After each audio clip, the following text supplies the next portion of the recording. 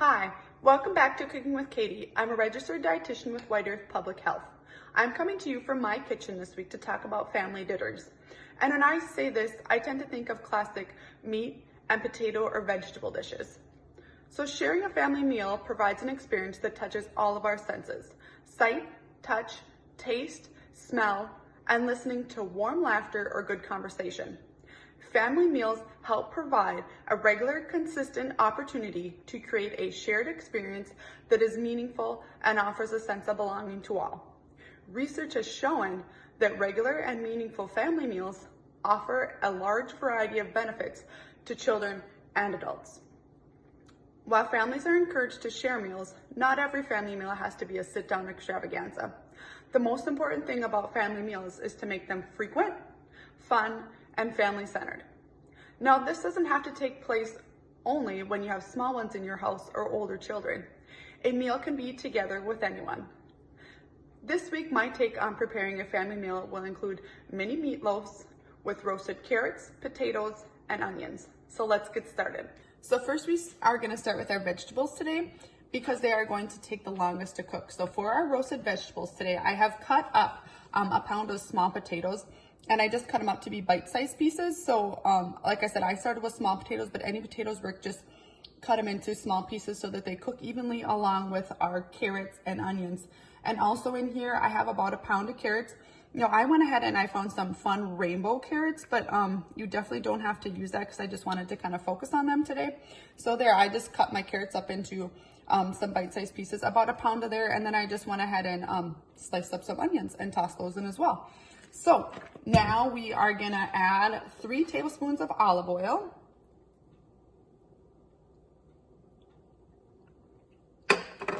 And then 2 teaspoons of minced garlic and a combination of seasonings, which includes 1 teaspoon of thyme, 1 teaspoon of salt, and 1 teaspoon of black pepper.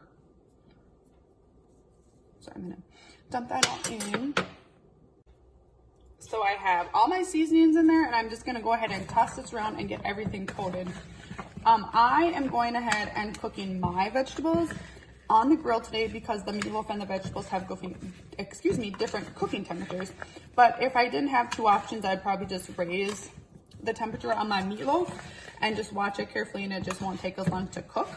So just do whatever works possible. And if you're gonna cook them in the oven, you know, just going ahead and placing on a well-greased sheet pan or something lined with foil or parchment paper would work as well. So there we go. This is nice and colorful and beautiful. So there's our mixed up roasted vegetables. So I'm gonna pull in I have just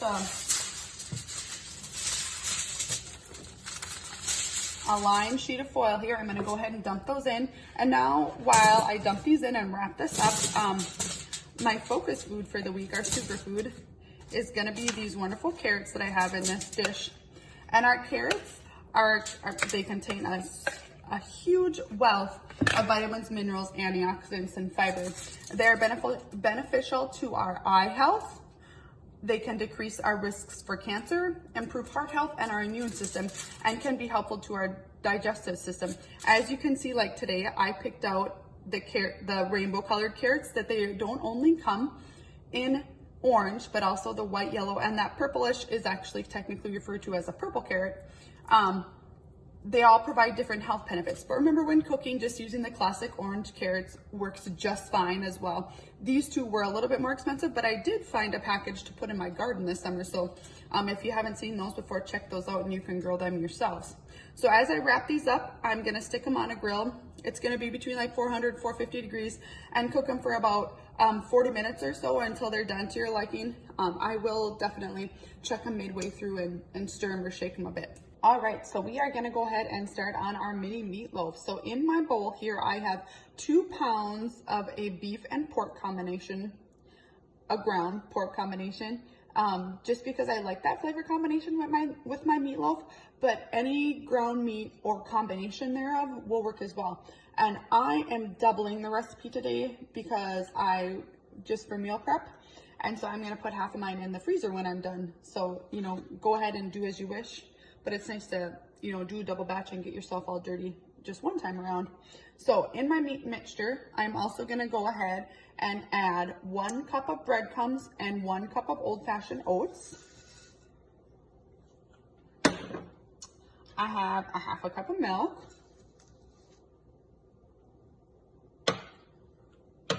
One teaspoon Worcestershire sauce. A teaspoon of salt and a teaspoon of pepper that I just combined there. A half a cup of onions that I just chopped finely.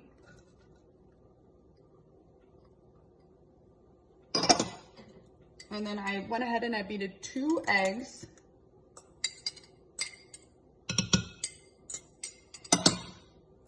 And then my last thing is a cup of shredded cheese. So now I am just gonna go ahead and mix this together.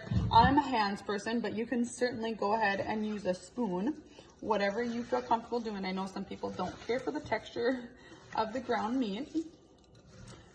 Now, as I mix this together really well, I'm probably getting stuff all over here.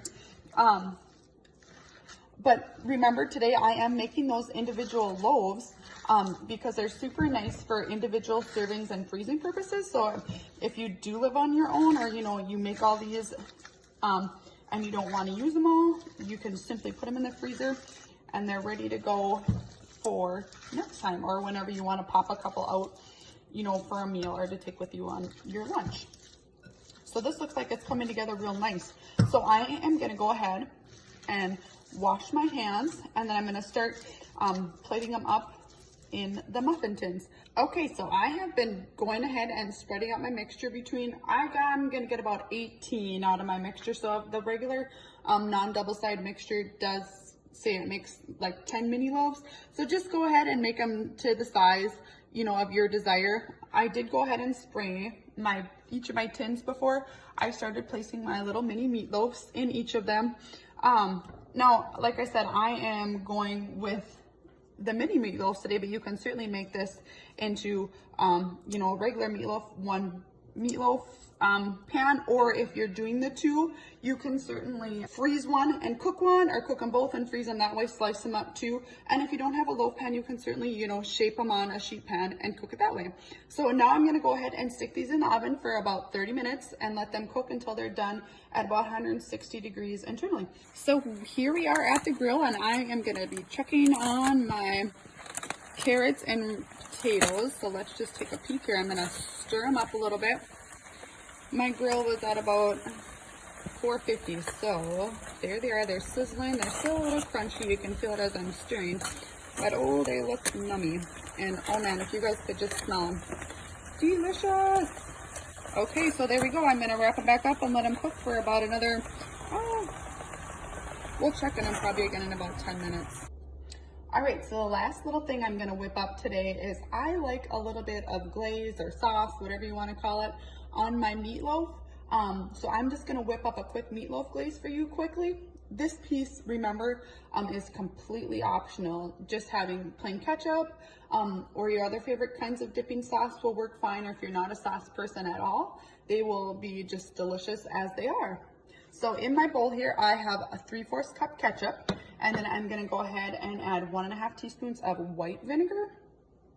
And then in my seasoning bowl here, I have 2.5 tablespoons of brown sugar and a seasoning combination of a teaspoon of garlic powder, a 1/2 teaspoon of onion powder, a 1/4 teaspoon of pepper, and a 1/4 teaspoon of salt.